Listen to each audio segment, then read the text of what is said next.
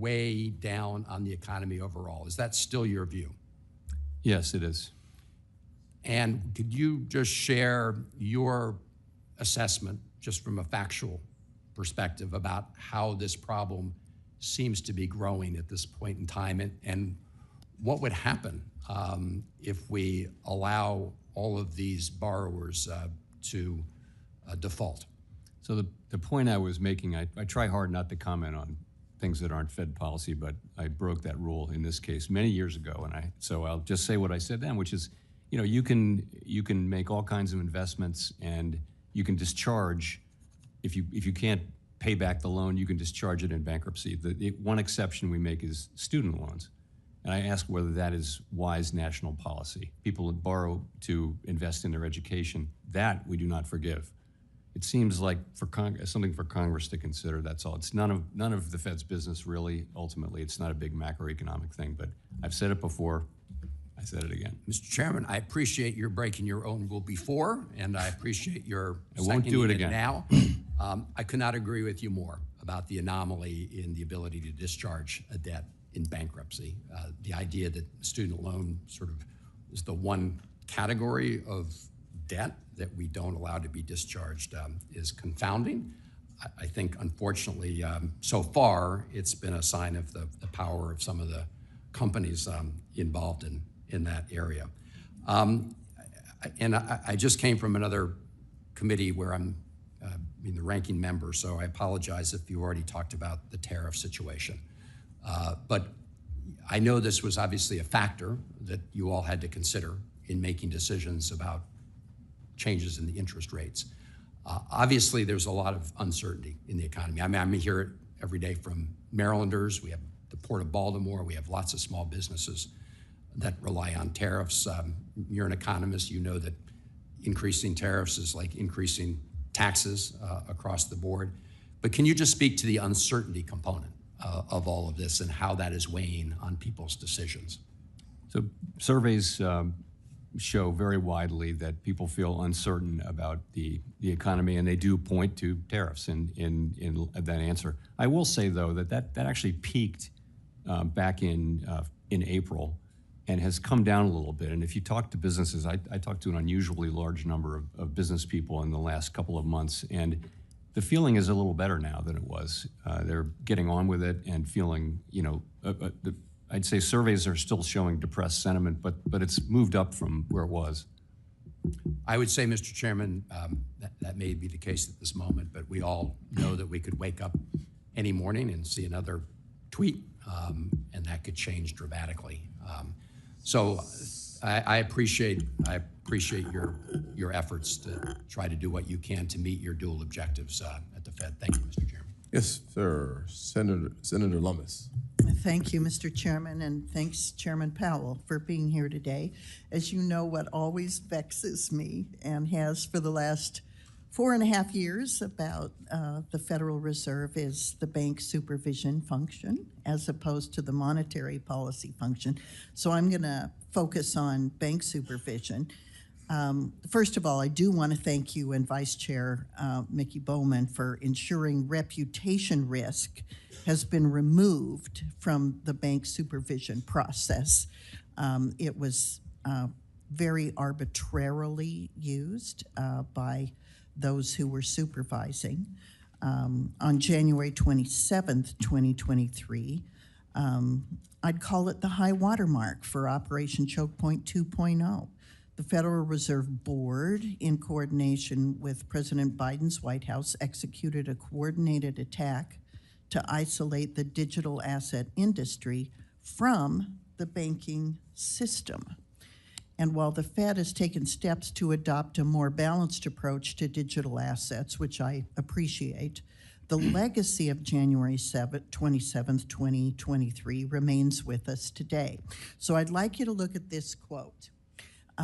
It says, issuing tokens on open, public, and/or decentralized networks or similar systems is highly likely to be inconsistent with safe and sound banking practices. So my first question is, do you recognize this quote? Yes, not super clearly, but yes, I do. Because it's from the Federal Reserve Board's policy statement on Section 913 of the Federal Reserve Act, which was formally adopted by the board on January 27th, 23. So now, Chairman Powell, I want to show you another statement, and I'm sorry if you can't see it clearly, I'll read it to you. It's from the Genius Act, which just passed the Senate by a vote of 68 to 30 last week. And it takes the opposite position to the board's policy statement on issuing stablecoins on an open, public, distributed ledger. So my question is, what has changed about the risk of stablecoins since the board adopted its policy in 2023? And now that the Congress has weighed in, at least the Senate has weighed in and sent the Genius Act to the House, does the board plan to withdraw the policy statement on Section 913? So I think what has changed is, if you go back, that's a couple years ago, that was the period of high-profile failures and fraud and that kind of thing.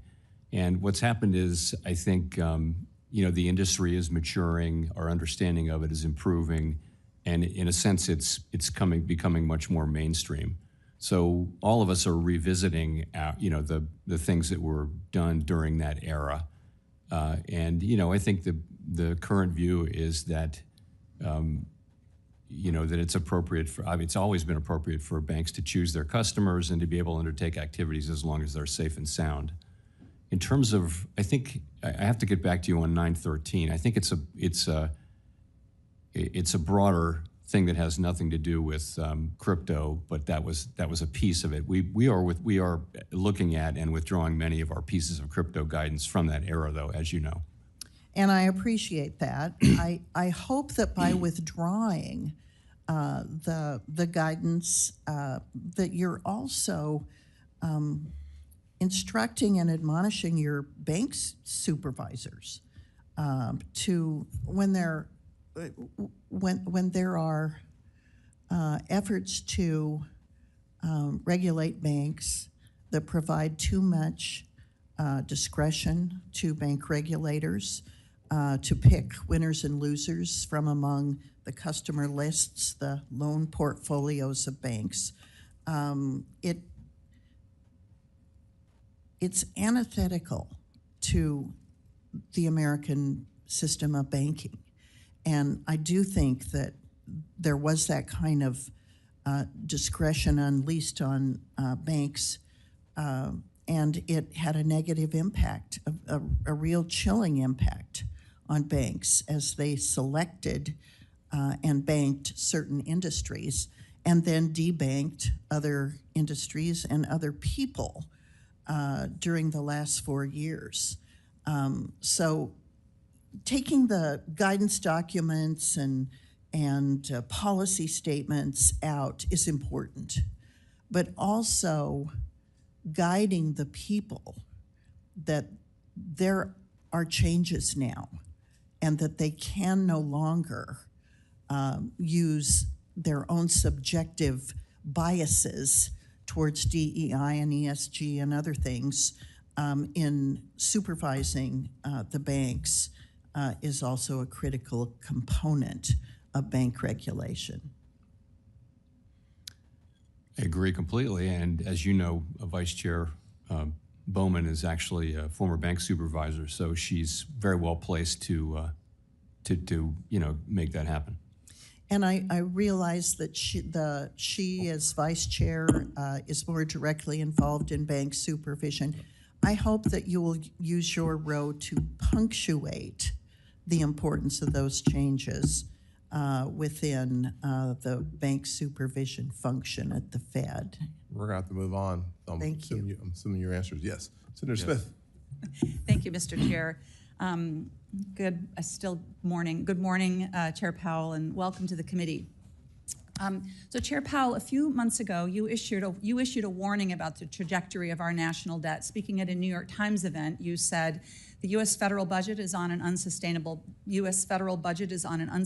path. The debt is not only at an unsustainable level, but the path is unsustainable, and we know that we have to change that. Would you still agree that that is true?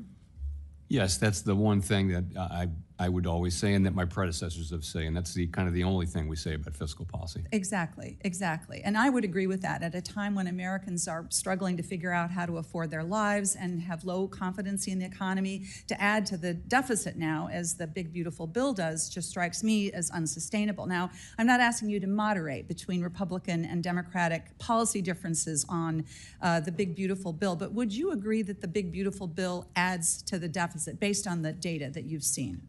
I'm just not going to comment on the reconciliation. Okay. Well, I will just point out to my colleagues that the CBO says that it adds to the deficit. The Joint Committee on Taxation says that it adds to the deficit. The Yale Budget Lab says that it adds to the deficit. The Committee for a Responsible Federal Budget says that it adds to the deficit. The Penn-Wharton budget model says that it adds to the deficit. And even some of my Republican colleagues, Senator Johnson, Senator Paul, say that it adds to the budget. And as Senator Johnson says, it's wrong and immoral. So I appreciate that you won't comment on any of this, but let me just ask you an economic question. Can you talk a bit about what impact a rising deficit has on our goal of lowering costs for Americans, especially in the Trump tariff environment that we are in right now? I'm sorry. What impact does a rising deficit have on our goal of lowering costs for Americans, particularly when we are in this Trump tariff environment, the unpredictability of that? So I think it's likely that when markets are pricing longer-term Treasury securities, there's something baked into that in the market's thinking about interest rates. What should be the appropriate interest rate? But it's hard to unpack that with any precision. But these are factors that have lots of interplay between one another. yes. Yes.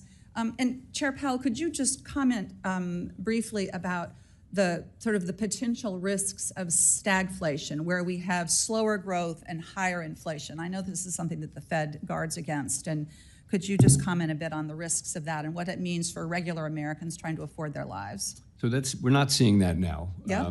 It isn't really the base case that that's what we're going to see. But of course, that's a very difficult thing because, a stagnant economy wants more stimulus, but an economy with more inflation wants less stimulus. So Right. It puts the central bank in a hard place. We've warned of it, but it's honestly not something that we're facing or that we expect to face. But it's something we're monitoring is what's happening. Thank you. I want to follow up on a question I asked you the last time you were before the committee. I asked about the impact of severe weather events, otherwise known as climate change, on home insurance costs. And you testified that, I think you said, if you fast forward over 10 or 15 years, there are going to be regions of the country where you can't get a mortgage because of the impact of the challenges of insurance companies just not being able to provide that. Since February, when I asked you that question, home insurance rates have continued to climb. A recent analysis about climate risk from First Street found that financial burdens from severe weather are driving up household costs and triggering increased mortgage defaults. Now, it's at about 8% now, but they project that by 2035, 30% of all foreclosure losses would be related to climate impacts, which is pretty stunning. Now, I realize this is a complicated issue because insurance is regulated primarily at the state level, though there are exceptions. Flood insurance and terrorism insurance are exceptions. But I wonder if you would comment on this. I'm thinking a lot about what impact this has on housing costs, which is a big component of inflation and a place where housing costs are rising higher than the general inflation rate right now. Many things are driving up housing costs. That's true. It's of course mortgage rates, but it's also zoning costs and things like this for properties that are near the water, particularly, for example, we spend some time down in Florida. Property insurance just gets more and more and more expensive, and to the point where it also almost makes sense to self-insure. And that's because of just big losses. Companies are just putting that in their models, and they're charging what they need to, to charge to make a return. And if they can't get that, then they'll leave that state. So that seems to be what's happening. I know I'm out of time, Mr. Chair. Thank you. You're always polite. So, Minnesota gave her knows. 22 seconds. Sis. Thank you, That's why ma'am. they call me the Velvet Hammer, sir. I didn't say that you weren't harsh as well. You was nice when you do it. Like just right now. See, Senator Moreno reminded me not to give Tina a compliment in the middle of the back. Chairman Powell, just want to make certain I understand this correctly. Control inflation and maximize employment. That's it. Two things, correct? Yes. So let's take one at a time. Maximize employment. Do you care if every American makes minimum wage or makes a livable wage? Is that something that factors into your thought process? In other words, we have full employment, but most Americans are on substandard wages. Does that change your calculus? Does it change my what? Calculus. Does it? You can't. In other words, is it full employment? Is full employment? Every American has a job, but they're making minimum wage versus having a family-sustaining wage. Does that matter to the Federal Reserve? It would matter to the country a lot. I'm saying, does it matter to the Federal Reserve when you're making your decision? Honestly, we don't really have the tools to affect that. Right. So it doesn't factor in. Now that's different than us. The people of this country elect us to make certain that their wages are higher than inflation. And by the way, let the records show that real wages are up this year. So we've done that, not the Federal Reserve. Second piece of it is, let's talk about inflation first. Well, we've helped control inflation, which is part of that. We're going to jump right into the inflation conversation. There's different kinds of inflation. There's different causes. There's not witnesses to inflation. There's key actors to inflation. Would you agree? Sure. Okay. So let's talk about the actors. Did you comment during COVID lockdowns that was a bad idea, meaning that you're shutting down the entire economy? It's not a button. I hit the button, you can hear me. It's on and off. COVID wasn't that. We just shut down the economy. Any comments on that? Of course not. Okay, so you didn't comment on that. Vaccine mandates, something that my Democrat colleagues loved. If you don't get the vaccine, you're a terrible human being. You can't go to work. In fact, Joe Biden was overruled by the Supreme Court because he said that if you work in a company with more than 100 employees and you don't get vaccinated, the company has the ability to fire you, unless you prove that you're negative on COVID. That obviously is a supply chain shock, wouldn't you agree? If I'm running an assembly line and now I have to put my people 6 feet apart and now I have people quitting or not coming to work or I have to fire them, that's a supply chain shock, wouldn't you agree? I mean, it's a medical thing that you No, but it's a supply chain shock. George Washington. I'm not asking you to make a medical decision. I'm asking you to make a Fed decision on inflation. way outside anything we would comment. But it affects inflation because supply. It didn't, in fact. Are you saying that supply chain shocks don't affect inflation? They do, but that Okay, they one do. didn't. So that's clearly one. If you ban the export of liquid natural gas, which is going to cause the commodity price to go up, would that supply shock not also cause inflation? Potentially could. Yeah. So, and now the ranking member loves to talk about billionaire corporations, that are going to get away with paying taxes, right? Who pays corporate taxes? Like, who pays it? Is it like some obscure Wizard of Oz character behind the curtain that is a corporate entity that pays taxes? Who pays taxes? I mean, ultimately, it's shareholders and customers. So I'm going to read you a line. You tell me this is accurate. On taxes, it's not possible to know in advance precisely how the costs will be shared for taxes. I added Correct. that. I would But agree. it is highly likely that consumers will pay a meaningful share. Meaning if the ranking member has her way, let's just tax corporations at 100%. Why not? Be fantastic, right? Oh, nobody would want to start a company, but that aside, that cost would be added to consumer products, correct? A tax or a tariff? What are you talking about now? If the income tax for American corporations goes up, they will share that tax burden with their consumers. True or false? Yeah, ultimately. Yeah. So then taxes do raise inflation, but you don't comment on. I mean, they haven't, and though. you It's don't. just- but that's you just don't. not true. I mean, I got empirically, it's not true. The chairman's going to beat me up in 56 seconds. So, but you sent me a very nice letter, which I appreciate. And it says the Federal Reserve plays no role in commenting on trade policy. So you don't comment on supply shocks. You don't comment on tax policy, which clearly affects inflation. You don't comment on demand pull. You just said now that we should forgive student debt. Why is a person that goes to Harvard, that gets a gender studies major, pays Harvard obscene amounts of money because professors are grossly overpaid there, is that person better than a working class Ohioan that is a plumber but can't afford a car because interest rates are too high and car prices have gone up? Why don't we forgive that person's car loan instead of forgiving their student loan? But you don't comment on that. You comment on tariffs. So I'm going to just show you. I don't comment on tariffs at all, actually. I comment on only inflation. commented on tariffs. I'm not commenting on the wisdom of tariffs. The chairman's over there in the conversation. I'm going to show you a chart here. This is car prices. I'm paying attention, however. This is car prices since this year. Car prices are down. Car prices are down. Inflation in America is down. We got elected by millions of voters. You got elected by one person. He doesn't want you to be in that job.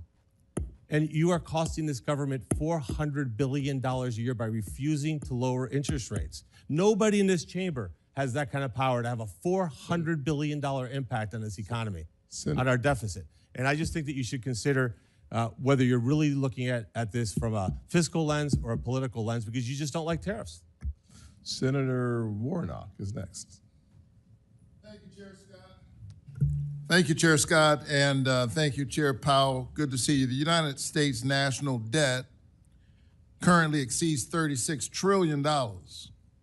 Last year, we paid nearly $1 trillion in interest on the debt alone, more than the federal government spent on educating and feeding our children. Chair Powell, how does the Fed consider rising national debt levels during discussions about adjusting interest rates?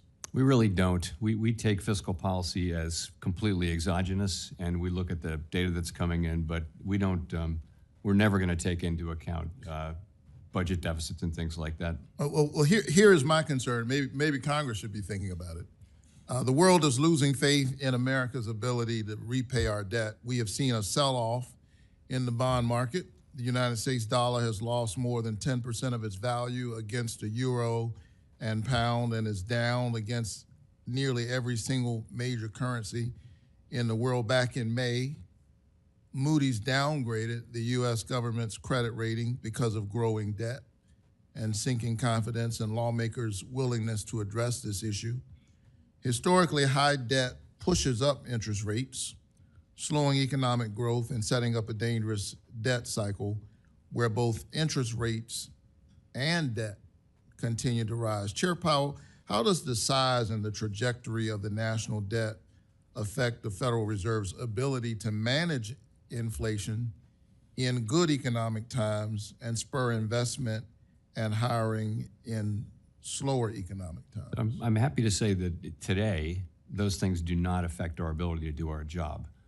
The concern really is that if we don't do something, then there will come a time at which it will be a problem, not for us, but for the country. But that, at this time, it does not interfere in any way with our ability to do that. Is a realistic concern in the future, given the rate of increasing debt. And it's something I'm concerned about, and maybe because it's in the future, maybe that's why, you know, folks who have power, who sit in these jobs, aren't as concerned about it as perhaps the Congress should be. I'm concerned about it as a father of a 6-year-old and an 8-year-old. I'm concerned that my Republican colleagues are planning to ram forward a bill that, according to the Congressional Budget Office, will increase the deficit by $4.2 trillion. So I want us to think about that. We're taking food out of the mouths of hungry children. This bill could cut as many as 16 million Americans off of health care. When we think about Medicaid, 71% of the Medicaid recipients in Georgia are children. So we're taking their health care, and then we're saying to these children that you'll have to deal with these trillions of dollars in debt one day. $4.2 trillion increase. Senate Republicans are trying to use a budget gimmick to claim the bill only costs a fraction of that by simply not counting things they don't want to count. If they don't like the math, they just change the formula. But the markets and those investing in our country don't care about these budget tricks. And I don't think it will help my 6-year-old and my 8-year-old when the bill comes due on this. They know the truth, and they will react based on the truth. The big ugly bill will put the United States on a disastrous fiscal path, and it will be catastrophic for our economy. Even worse, the big ugly bill is cutting people off of their health care, and for what purpose? To give tax cuts to the wealthiest. So this is an interesting moment for me, for someone who didn't know I'd end up in politics, or just paid attention to politics over the years. They're getting ready to create a whole lot of pain for a lot of people. And the question is, for what purpose? To give billionaires a tax cut. I think we ought to work together to prioritize extending tax cuts for the working class. We shouldn't be cutting their health care. We ought to save the country trillions of dollars by not giving more tax breaks to the richest Americans. And if we try to work together, we can save our economy from this disaster and still protect working families from a tax hike. I believe in tax cuts. I think working class Americans ought to give them, ought to receive them. And we ought not be burdening our children with all of this debt. With that, I yield, and the chairman should take note that the Baptist preacher is done with 3 seconds left. And the people said amen. Okay. Senator Haggerty. Thank you, Chairman Scott and Ranking Member Warren, for holding this meeting. And Chairman Powell, it's good to see you here again. Chairman Powell, I want to talk with you about inflationary and deflationary trends in our economy and how they impact your thinking. I understand, based on your testimony and recent statements, that you're acutely sensitive to the inflationary risks of our administration's trade policy. And though I note that it's not the Fed's responsibility to attempt to steer or to directly offset that policy in any way, I look at that, I look at your perspective, but I also look at many of the other developments in our country that I think present the opposite risk, which is a disinflation risk. And let me dig into this a bit. We're witnessing artificial intelligence adoption at breakneck speed. That's going to bring about productivity gains in nearly every aspect of our economy. We're about to pass a tax bill. That tax bill is going to encourage capital expenditures and long overdue upgrades to our manufacturing capacity, again, increasing productivity. And if you think about the concerted effort that's being undertaken by our federal government right now to reduce waste and bloated, unproductive government payrolls, all of these point to disinflationary productivity gains. So given the competing sources of uncertainty that we're talking about, it feels to me like the Fed's far more focused on tariffs and the inflationary impact of tariffs than on the deflationary impact of the points I just mentioned. So if uncertainty around tariffs is the primary reason that impacts your thoughts, I mean, how do you counter, how do you bring into account these disinflationary trends that I've just mentioned? So we do look at the overall picture, and that's actually what's been happening is services inflation's been coming down, and that's been covering what we see so far, small increases in goods inflation. I would also mention a factor that you didn't mention on your list, which is regulation, which is an area which could also be over time disinflationary. Yeah. So we get that. I mean, I try to say that it's the broad sweep of policies and the broader economy that matters for inflation. I get asked about tariffs a lot, and that's the one where all forecasters are expecting, a significant increase between now and the end of this year.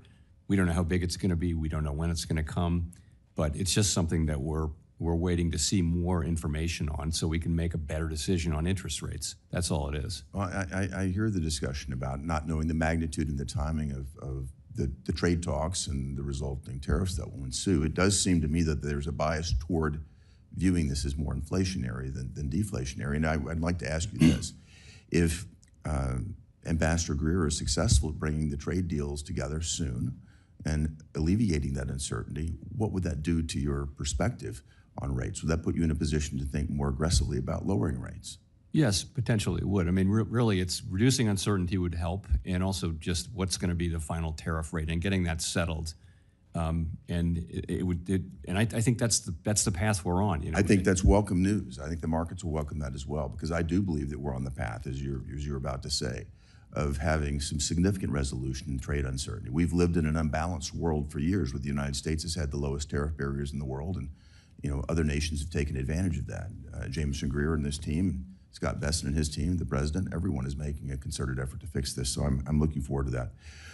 One other area I wanted to touch on, because it's touching close to home, and that is legislation that this committee has just passed out and that we've just passed in the Senate. That's to do with the Genius Act. We just passed it last week, and it provides an urgently needed regulatory framework for payment stablecoins, and it requires that they're backed one-to-one by cash or short-dated U.S. Treasuries. Over the last 5 years, the total value of outstanding stablecoins has increased from approximately $4 billion to over $2 billion today.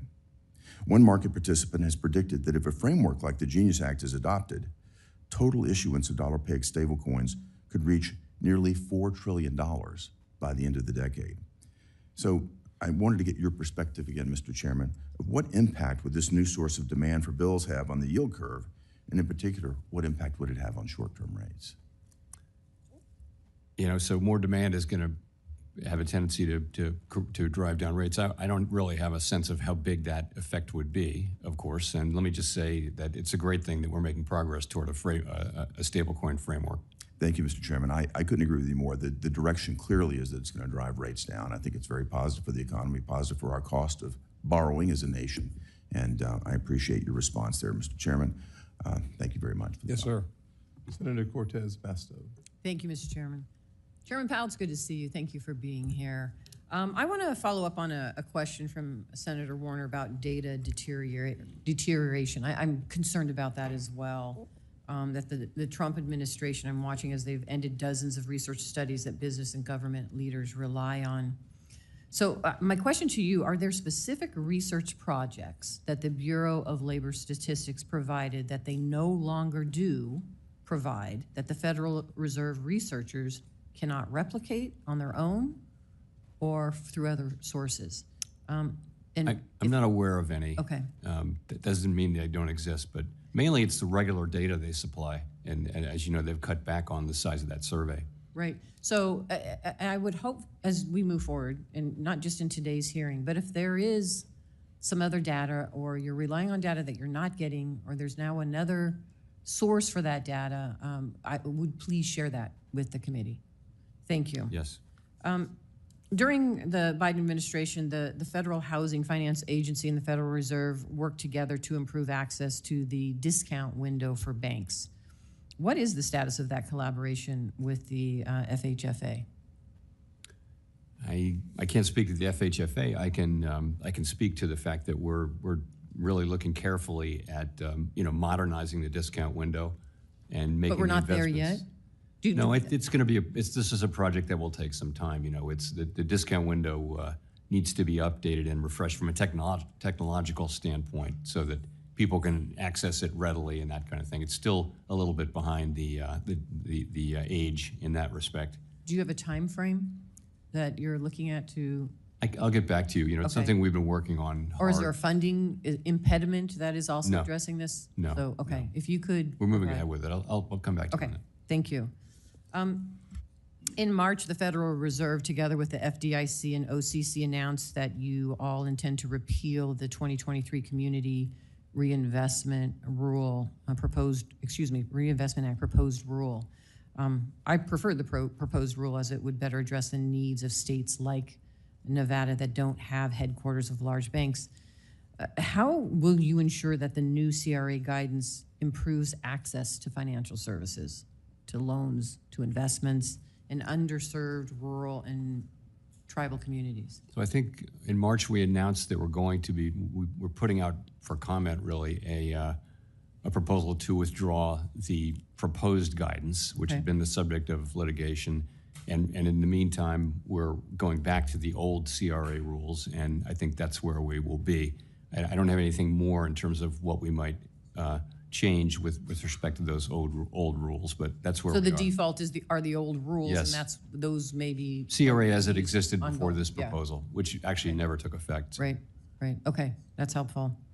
Community banks benefited from high deposits during the pandemic. Since then, the net interest margin for community banks has fallen.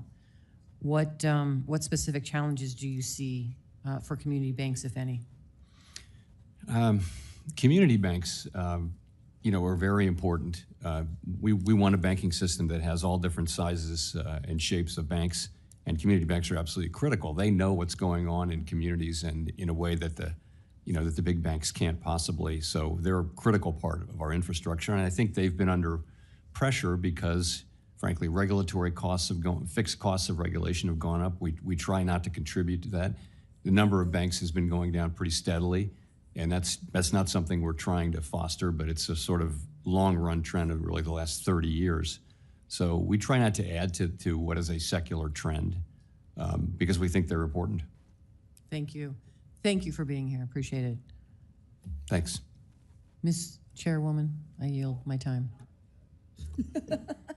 Who's up next? Senator Britt. Thank you very much, Madam Vice Chair.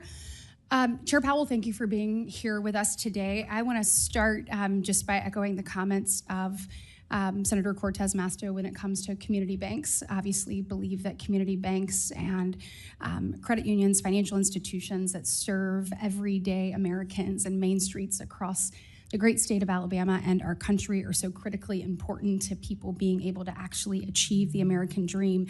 And want to make sure, I know we've talked about this the last few times that you've been in front of us. We've talked about the rewrite of Basel III. We've talked about long-term debt. We've talked about Reg II. We talked about a ton of things and talked about my concern that no one was looking at the cumulative impact of those things and the trickle-down effect. I just want to get a commitment from you that as you are reviewing rulemaking across the board, that you will consider and make sure to make the perspective of the smallest U.S. banks and non-financial industries like the ag sector who did not maybe have a seat at the table in previous administrations, but give them a seat at the table and make sure that you're thinking about the impact on those individuals and the people they serve. I'm happy to make that commitment. Thank you so much, Chair Powell. I also want to talk to you about an issue that has been brought up briefly today by another colleague of mine, but that is about childcare. So when we look at the childcare crisis in this country, we know that our economy loses about $122 billion a year because of affordability and accessibility, reliability, if you will, of childcare. It is said that anyone who has a child between the ages 0 and 5 actually spends 22% of their income on childcare. We have done the studies and looked at the numbers, and 59% of stay-at-home and or part-time working parents say that they would like to re-enter the workforce, but that affordability or accessibility is an impediment to do that. As we are looking to build back America, as we are looking to create opportunity and bring those things into fruition, would you agree that taking a look and being able to address, not asking you to comment on any specific proposal, but addressing some of the shortfalls related to accessibility and affordability of childcare would have a positive long-term impact on the economy? So I think there's quite a bit of research showing exactly that, and we really saw it during the pandemic. As I think you know and pointed out, it's not an issue that we play a role on, but clearly it would contribute. Childcare would contribute to participation in the labor force by many. Absolutely, and as Alabama looks, we look at our labor participation rate. It is 5 points lower than the national average. We continue to look to ways to get people re-engaged in the workforce and know that addressing this head on will help us be able to achieve that. So thank you so much, Chair Powell. I look forward to continuing to work to get that done. So there has been some angst vocalized about the reconciliation bill and the president's trade policies. And from my perspective, much of that skepticism is both unfair and premature. Market resiliency and recent economic data actually continues to reflect confidence in the U.S. economy. Look at the recent Treasury auction, which was notably successful and saw stronger than expected demands for 30-year bonds and stable, even slightly declining yields. To me, this demonstrates that investors still view the U.S. debt as an attractive asset, regardless of the ongoing policy discussions and debates and forging a pathway forward. And those fundamentals of the economy, actually remain quite strong. Chair Powell, would you agree that the components of our economy actually remain quite strong? And how does the Fed consider this type of strong auction performance in the context of your market expectations and monetary policy discussions? As you point out, the Treasury market is working fine just now. Liquidity is adequate, and bond prices are responding to economic events, and so bond market's in good shape. In terms of the strength of the economy, I would strongly agree. The labor market's in a solid place. The economy's growing. Inflation is in a pretty good place, come much closer to 2%. So it's a very solid economy. We are watching the labor market very closely, as we always do. And a couple of things in particular. One is just a very low hiring rate, which goes with a low layoff rate. But if we were to start to see layoffs, we would see unemployment go up quickly, and so we're watching that carefully. But the labor market has remained solid, and I would agree with your overall characterization. Thank you. Appreciate you being here today. Thank you, ma'am. Senator Kim. Yeah, thank you, Chairman. Thank you for coming before us today. You've often said in the past that when it comes to monetary policy that it works with a lag, right? That this is something that you're having to try to assess the data that's before you. Right.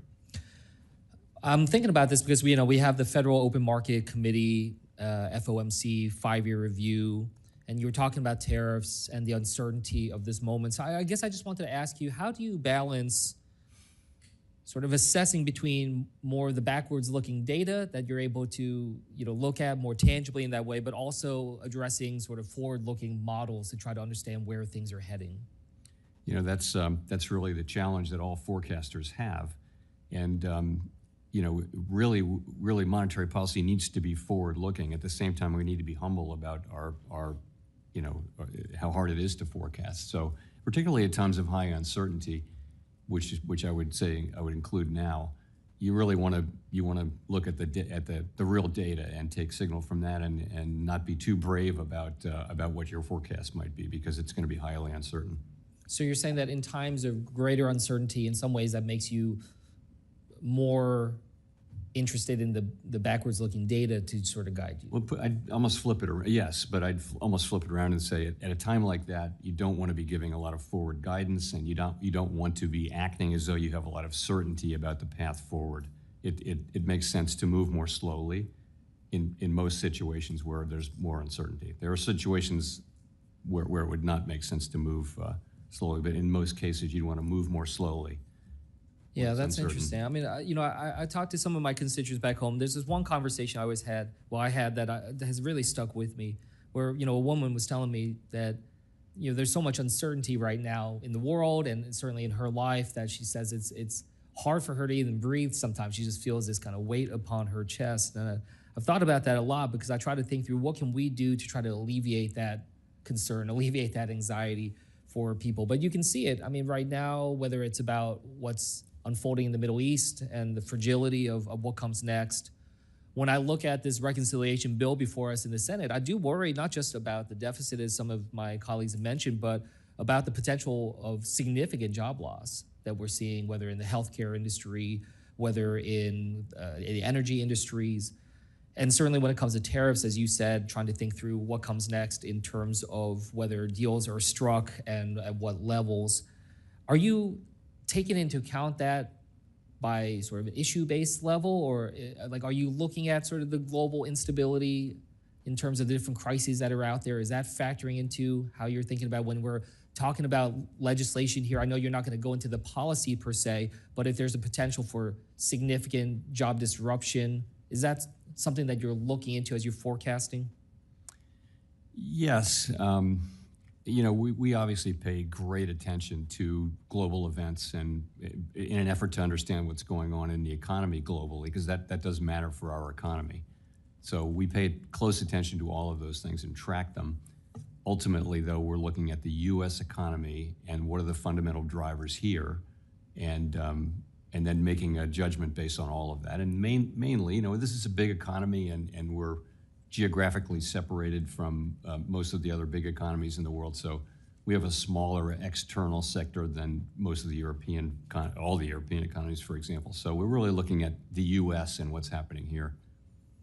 I wanted to ask you because, in central banks in other countries, including Bank of England and European Central Bank, they've begun modeling the potential macroeconomic effects of artificial intelligence. They're thinking about how they can use AI to be able to do some of the forecasting, to think through what comes next. I guess I wanted to get a sense of what the Federal Reserve is thinking in terms of similar work in the AI space. We have lots of people doing work on AI and more than that, even monitoring research that's going on everywhere in the world. And, speaking of uncertainty, it's very clear that it has the potential to make really dramatic changes in our economy, in our workplace, in the jobs of workers, in the way companies work, and all of those things. But it honestly, there's a tremendous uncertainty about the timing of that and what the ultimate consequences will be and what the medium-term consequences will be. I was wondering if the Fed is evaluating AI credit models and how that could potentially deepen disparity in credit access or violate fair lending standards. Is that something that you've looked into at this point? And yes, absolutely. Is the Fed looking to potentially affirm some industry standards on this? It's something we've been aware of for a long time. There's a lot of research that's been done. Before generative AI came along, it's also just machine learning and technology generally. There are implicit biases that can appear. It's something we're very well aware of, and we do work with people to make sure that doesn't happen. Okay, thank you. I yield back. Thank you. Senator Banks. Thank you, Mr. Chairman. Chair Powell, can you talk about how our interest rates compare to other first-class countries around the world? At the higher end. And how does that affect the United States? Well, I think that reflects a couple things. One is just that the U.S. economy has outperformed, has been stronger than others. I don't want to pick on any other nations, but many other nations have had much lower growth, now have lower inflation, and are, have pretty low growth, whereas the U.S. economy has really been the outstanding performer and remains that to this day. That implies somewhat higher rates. So you say it's higher than most of first-class countries. Can you talk about historically where we've matched up with other countries? Yeah, so let's just go back to when the pandemic hit, for example. We were at, we had very low rates during that era, but they were by far the highest in the developed world because the U.S. economy was the strongest. The European Union had negative rates. I think the Bank of England was at 75 basis points. I think we were at 2.4%, so we were meaningfully higher. And again, it was a time when we were our growth was higher, and their growth was lower, and their inflation was lower. Our inflation was fine, probably about the same as ours. So I think we've generally had a little bit higher rates than those countries because they have slower growth, older populations, lower productivity, those kind of things. We have the strongest economy in the world. Globally gone up as well? Sorry? Have interest rates in those countries globally gone up as well? Well, they went up. The US? All of those countries had their rates go up quite a bit during the global pandemic inflation, right? And as you know, many of them have been cutting their rates, and we had been too, and we'll at some point resume that. But we're 100 basis points lower than we were. I think if you take the EU and the Bank of England, they've both cut a little more than that. How recently? Recently, but But I think you probably read this, but they're either at or close to the end of their cutting cycles. I know there's been a lot of talk today about deficits and the national debt, but how much does tax policy affect the economy in the U.S.? It has big effects over time. It's really not something that drives what we do. It isn't. But I think tax policy plays over the long run a huge role in incentivizing investment, which helps growth and things like that. I think it's very, very important over the long run. Certainly more important than monetary policy. Would a $4 trillion tax increase on middle-class Americans affect the economy in a Now negative here we're way? getting into the bill. Yeah, I understand. I'm asking how that would affect the economy and Yeah, according to your data. I'm trying to not make any direct comments on the bill today, if you'll forgive me. But I take your point. Okay, I am trying to make a point, but there's got to be data that you sit on somewhere that would suggest that large tax increases would affect the economy, would stall economic growth in the U.S. You could certainly get that out of a model if you wanted to. I mean, but again, I'm inevitably going to be commenting on the bill, right? If I answer that question, so I'd rather not do that. A lot of talk today about inflation. You've already agreed that inflation is down from where it was a year ago, and would you say steadily declining? Has been, yes. I more than agreed to it. I'm very pleased by it. And all of the experts and so-called experts tell us that tariffs lead to inflation, but you seem to have suggested already that inflation is, if not under control, close to being under control. So inflation's in a really good place. It is definitely in a good place, and we have a forecast, and so does, by the way, every other well brand name forecaster in the country, which is very similar to ours, that there will be some inflation from tariffs coming, not yet, but over the course of the coming months. And I think it's reasonable to expect that because someone has to pay. This is hundreds of billions of dollars of tariffs we're taking in. Some of that's going to fall on the consumer. Not all of it's going to fall on foreign manufacturers. And that's the only insight we have, and we're just kind of wanting to see more data on that before we move. One final question about data. Our trade deficits with China, the EU, Canada, and Mexico have all significantly dropped recently. What does the data tell us about that? Well, I think that's how that would affect inflation. How it would affect inflation. I don't know that it has implications for inflation, but it obviously reflects the tariffs. I think recently you've seen Chinese imports come down quite a bit. Thank you. I yield back. Thanks. Senator Blunt, Rochester.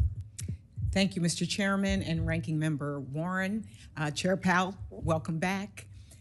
Inflation has come down meaningfully from its peak, and there are signs of moderation in the broader economy. But prices for rent and other essential services remain high, and the outlook is still uncertain. Wage growth remains strong, but productivity trends are mixed, and demand for places to live is high, but borrowing costs and material shortages are making it harder for builders to keep up, adding to the affordability pressures. And at the same time, while I know this is not something you would say, but at the same time, while our Republican colleagues are pushing for tax cuts for the wealthiest Americans that would expand the deficit, the administration's trade and immigration policies are also introducing uncertainty that may not yet be fully reflected in the economy. For families that I represent, the cost of living remains painfully high. Premature easing could have unintended consequences that undo the progress we've made. Later this year, the Fed will update its monetary policy framework to respond to today's inflationary environment. And after years of supply shocks, housing inflation, and fiscal volatility, I hope you will remain strengthened the Fed's ability to navigate the more uncertain economy.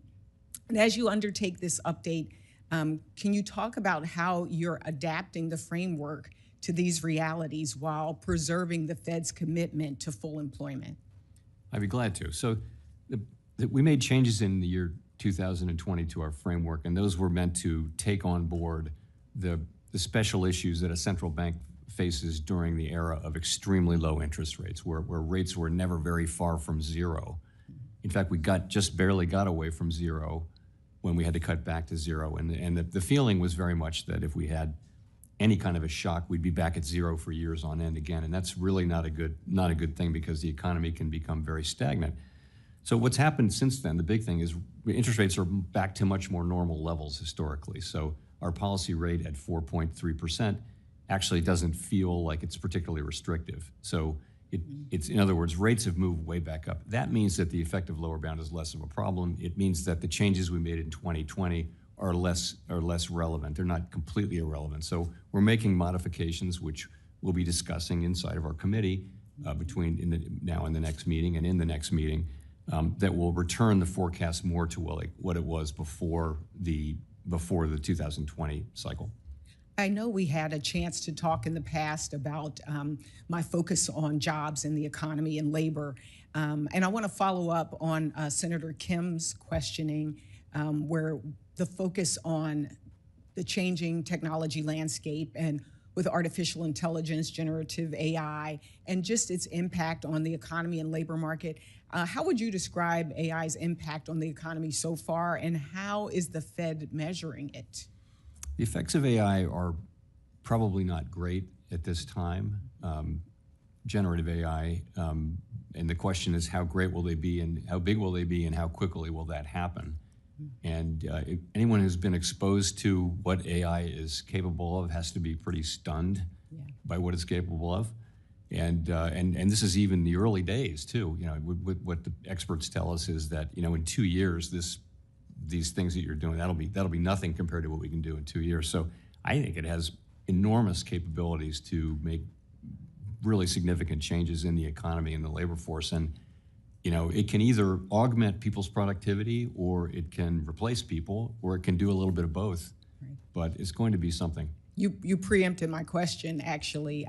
I saw a recent article, and a CEO of an AI company actually said AI could, quote, wipe out half of all entry-level white-collar jobs and spike unemployment to 10 or 20%. And I think he said in like a matter of a year or two. Do you think this is a reasonable perspective, and how would AI-driven productivity gains or worker displacement affect how the Fed defines full employment? I don't know whether that's, I'm not the person to say how quickly that will happen. What's happened before with technology is it just seems to take a long time to be implemented. You know, there's the technology, what it's capable of, and there's what it actually does when implemented. That last phase has tended to take longer than people expect. Will it happen with AI? It probably will, but in terms of maximum employment, the Fed doesn't have the tools to really address the social issues and labor market issues that will arise from this.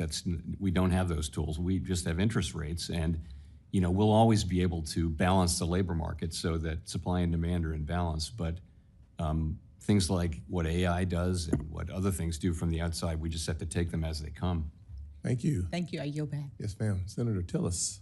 Thank you, Chair, for being here. I didn't expect to talk about it, but since AI came up, I mean, first off, we need to welcome it, exploit it, and benefit from it.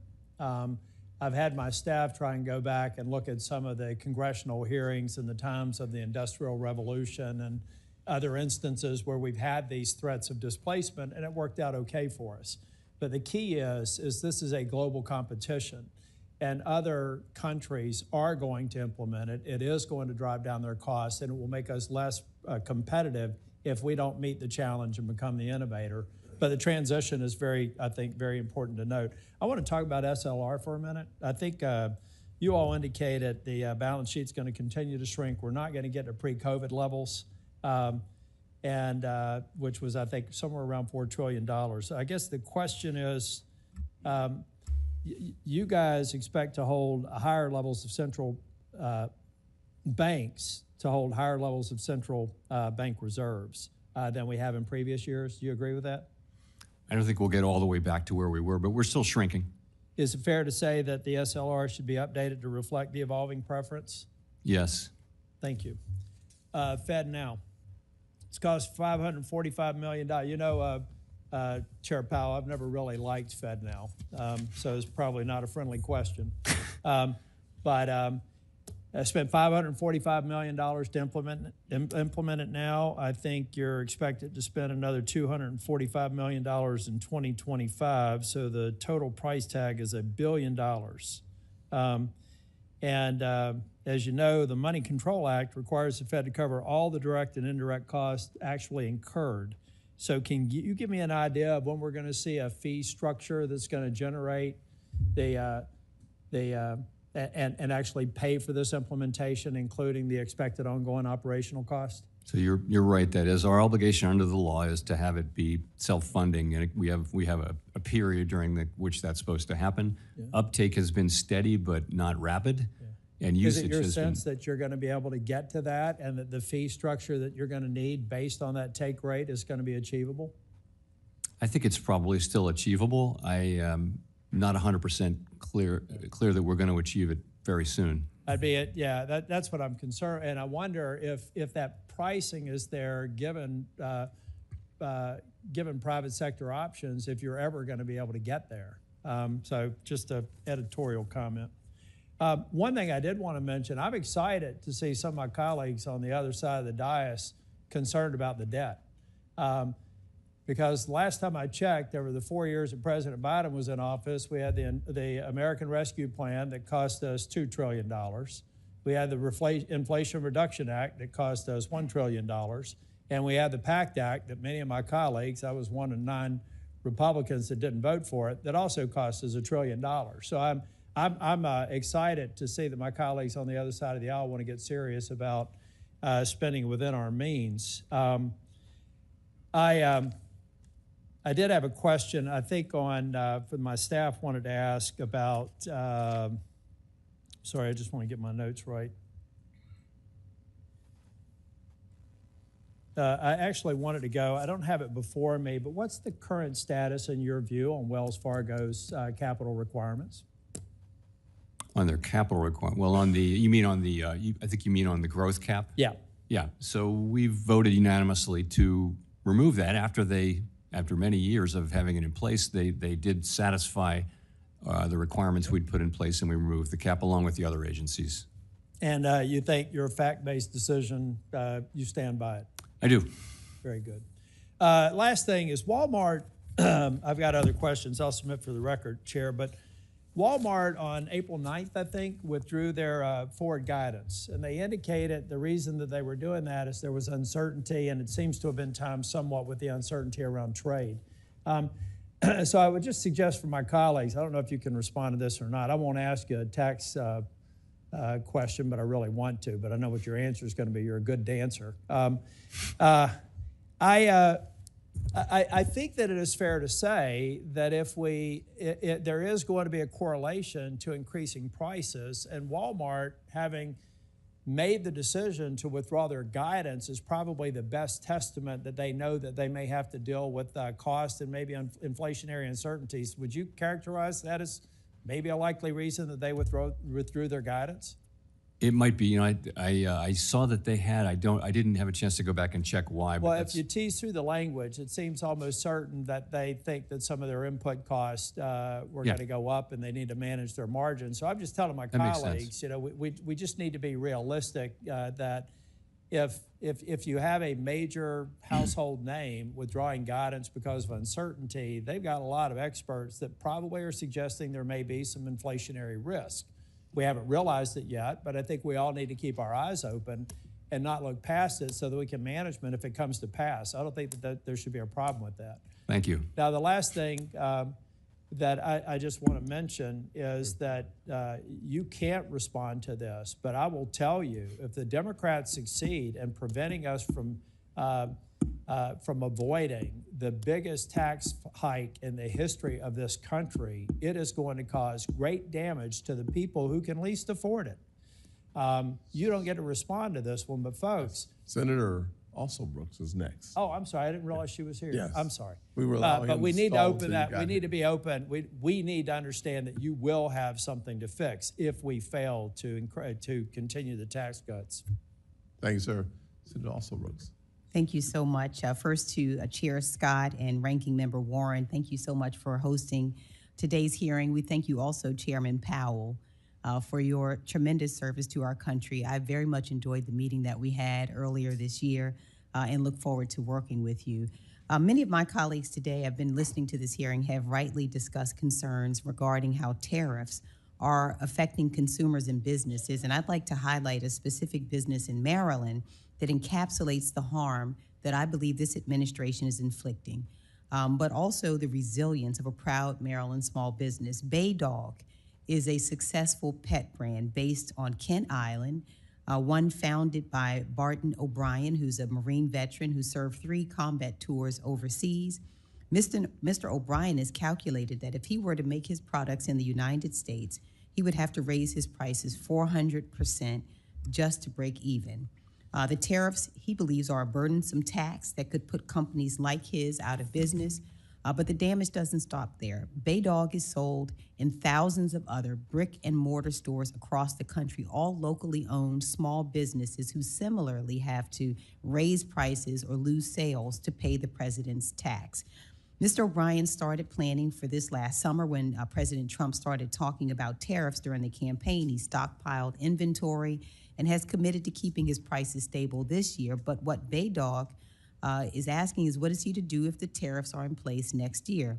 Mr. O'Brien has calculated that he won't have to just raise prices. He'll likely have to cut his staff to stay in business. So, Chair Powell, there are 34 million small businesses in America, 1 for every 10 people. And if small businesses like Baydog have to lay off staff or go out of business altogether, what will that do to unemployment in this country, and what effect will that have on the broader economy?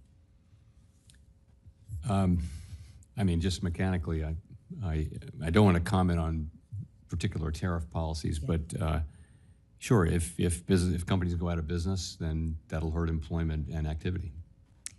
And what we will see is, of course, and we have so many small businesses, what we're facing now is that very prospect, is that we're going to have so many, and we believe that, you know, the inflation caused by these tariffs will really have a very negative impact.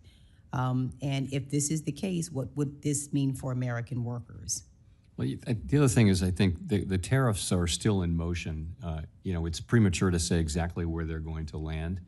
So we're kind of withholding judgment until we see more. That's kind of where we are. We haven't made a decision to do anything.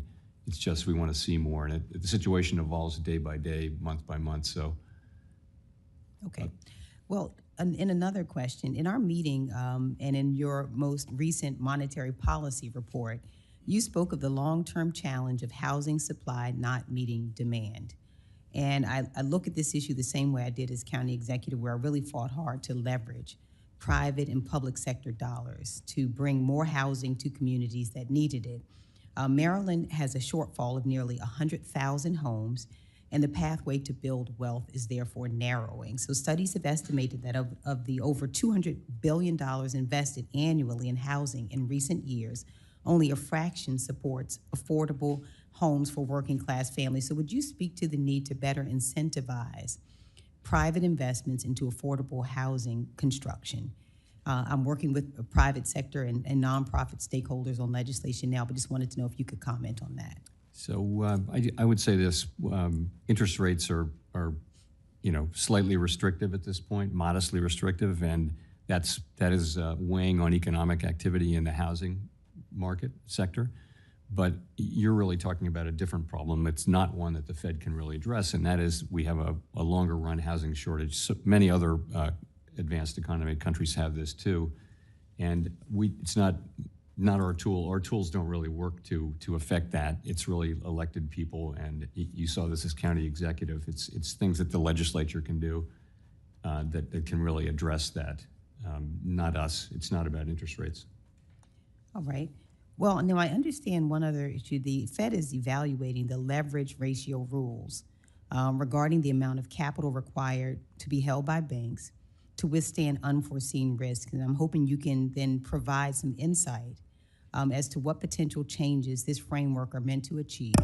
On the other hand, I understand that access to capital is paramount, particularly for communities I represent. So, and I understand concerns that a change in these requirements could affect the resilience of the banking sector.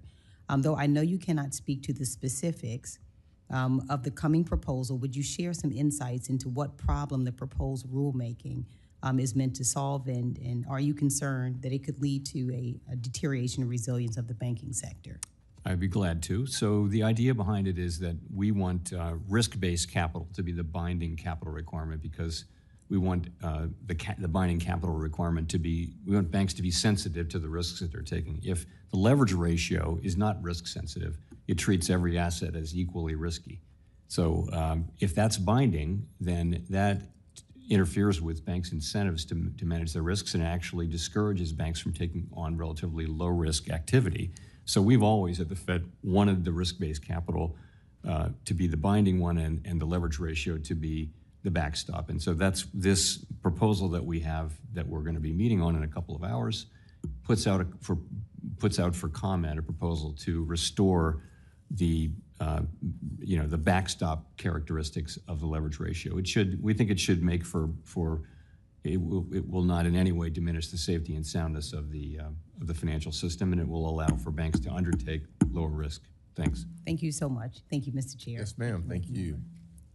For senators who wish to submit questions for the hearing record, those questions are due 1 week from today, Wednesday, July 2nd. Chairman Powell, you have 45 days from that day to submit your responses to questions for the record. Thank you for being here. This committee is adjourned. Thank you.